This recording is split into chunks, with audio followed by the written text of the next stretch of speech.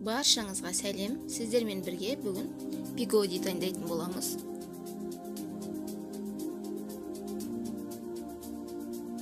Бізге керекті 1 стакан су, 1 шай қасық тұз, 1 шай қасық қант қосамыз, 1 ас қасық ашытқы қосамыз.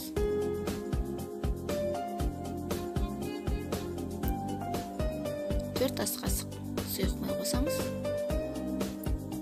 Оның үстіне ұнымызды салып, ары қарай қамыр илейміз.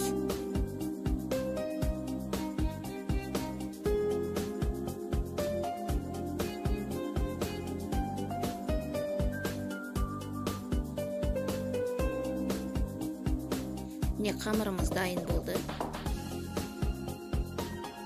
Бетін жауып 1 сағатқа қойып қоямыз. Енді салмасын дайындаймыз. Бізге керекті капуста. Капустамызды майдалап турап аламыз.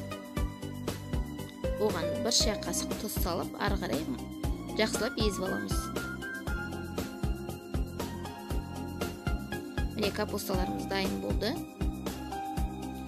Оны жақсылап суын ағызып, бөлек ыдысқа салып аламыз.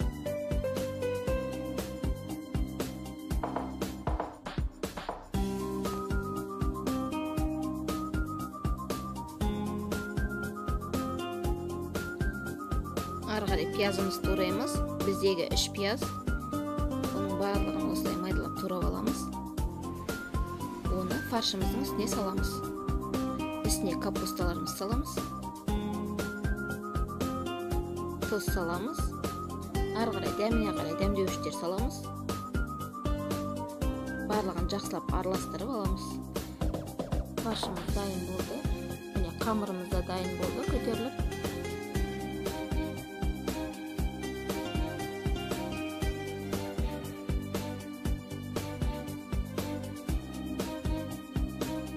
Барлығын осындай бөлшектерге бөліп шығамыз.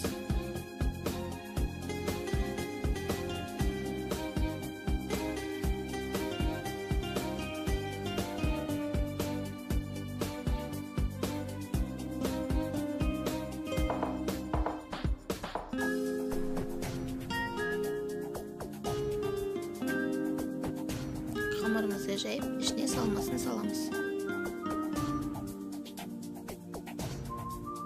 Барлығын видеодағыдай форма жасаймыз.